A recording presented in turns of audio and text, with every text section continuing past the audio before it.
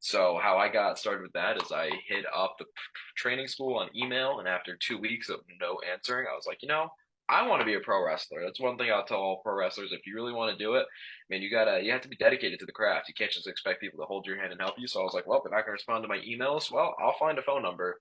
So after tracking him down on Yellow Pages and other websites like that, I finally found a phone number, got a phone number, got into contact, and now I start training.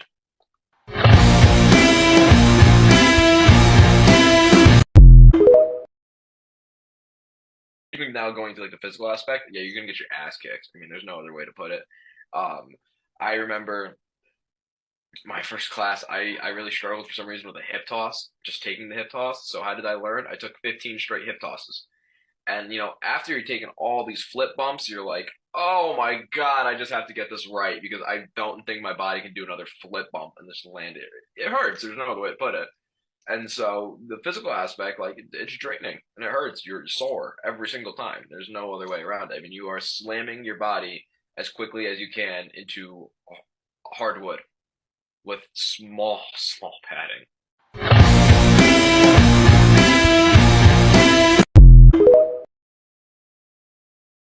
Give me some like constructive criticism after my matches, but even after like my stinkers, I mean, like they weren't like mean to me. They were like, this was great about this. You should do this again next time. They're like, I want to wrestle you, stuff like this. And when you hear things like that as a young wrestler, it's incredibly motivating, and it's something that motivates you to also want to get a lot better because you're like, oh my God, this pro guy who's wrestled for like a bunch of really big companies, like including like I don't know if you've heard of Chikara.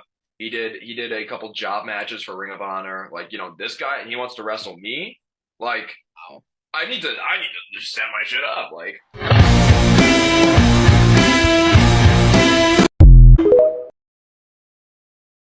really cool pictures, especially with, like my old trainers or my current trainers with like old wrestlers.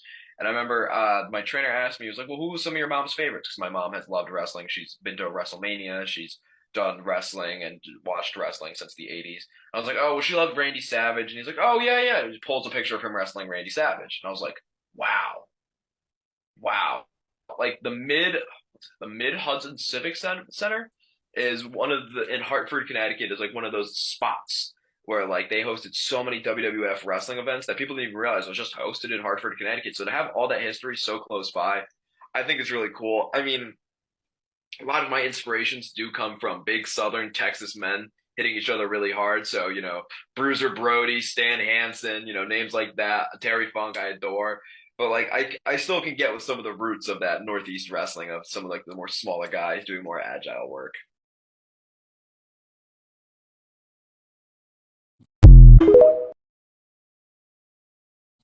Yeah, I mean, like the psychology is like one of the most important parts that keeps the business the way the business is.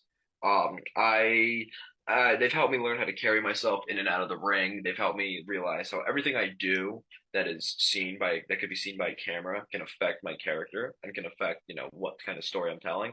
And everything should be used to tell a story because an action speaks louder than the words. You know what I mean? At the end of the day, my music should be related to my character. My The way I walk should be related to my character. The way I talk, the way I act, the way I carry myself, the way I walk around, everything should be character and story related.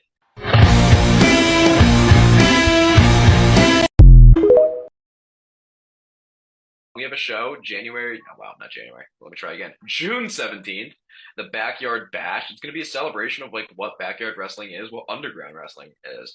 And on the Backyard Bash, I mean, there will be backyard wrestlers, but we also have pros. We have deathmatch guys. We have guys that have traveled the indies, guys that have traveled the world wrestling. Like we have a very wide, diverse set of talent on this event.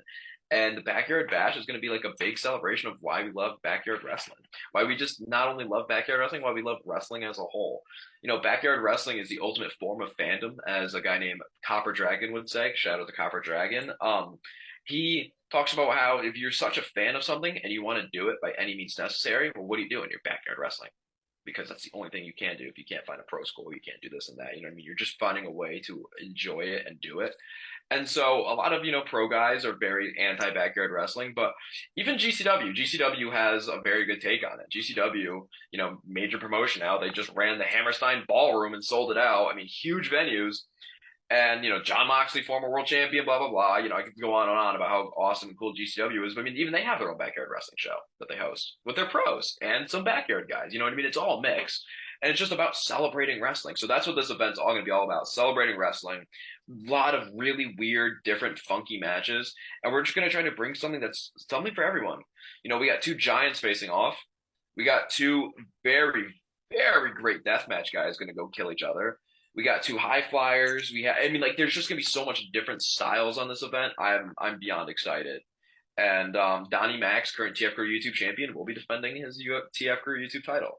We have a BWO, which is another backyard company title being defended, and we have people from I think 6 different companies coming down to kind of help put this big event together.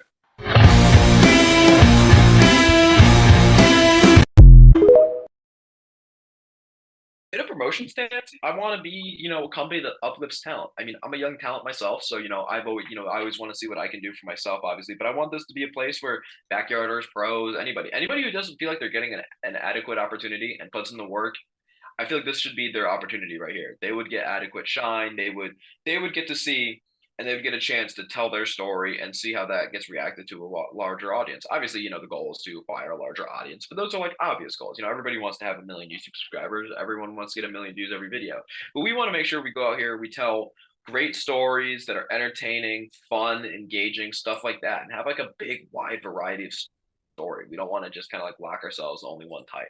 We want to be diverse, we want to be different, and we want to just come out angry and hard hitting. I would say fast paced, fun action.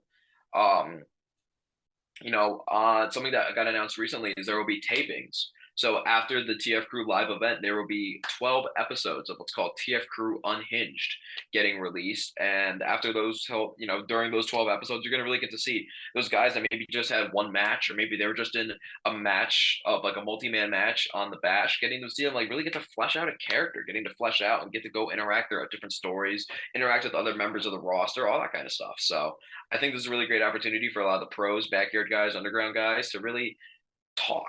You know what I mean? And when I don't mean talk, I don't mean just cut a promo in the ring, but I mean be able to show their character without necessarily having to speak their character into existence, if that makes sense. Actions always speak louder than words, especially in wrestling.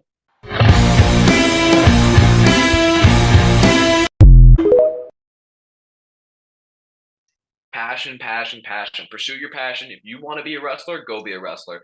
Find that school. Find however you're going to start to get your foot in the door. Everybody gets their foot in the door in the wrestling business in a different way. I'll very quickly tell a condensed version of this story. My first ever match in backyard wrestling was because I told my friend I wanted to work for his place. He's like, "Oh, sorry, we just closed down the company." Boom, they randomly had a one-off event, and he told me on Christmas as my Christmas present that I was booked there. Never had a match before. I didn't know how to do a damn thing. I had no pro training, no nothing. So what I do, I went in there and had an absolute shit match. But that's okay because that got my foot in the door, and that got me more opportunities and introduced me to more people in wrestling. Find a way to get your foot in the door. You know what I mean? You have to be creative. You have to do your research. Pro schools are fantastic ways.